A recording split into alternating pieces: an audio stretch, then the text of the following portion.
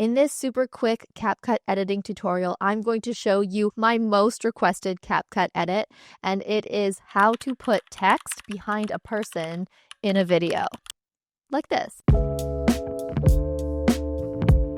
Over in CapCut, look at the top left where it says Media, Audio, Text, click Text, and hover over where it says Default Text.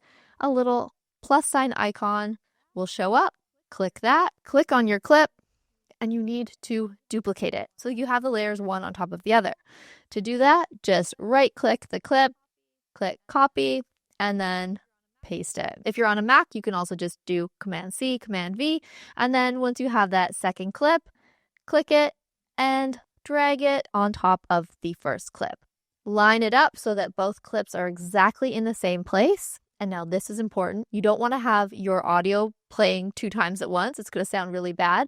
So on that second clip that we just added, click and drag the audio all the way down to turn it off. Or you can also click this little audio icon to turn all of the audio on this layer off.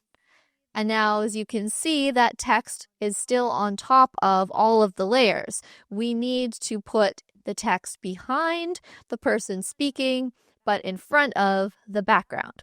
So to do that, on the new video that we duplicated, look over to your right where it says Video Basic, and beside Basic, it says Remove BG. This is a Pro CapCut feature, so if you don't have CapCut Pro yet, check out the description. I've got a free trial for you there. Click Auto Removal, and that's going to remove the background from this second layer.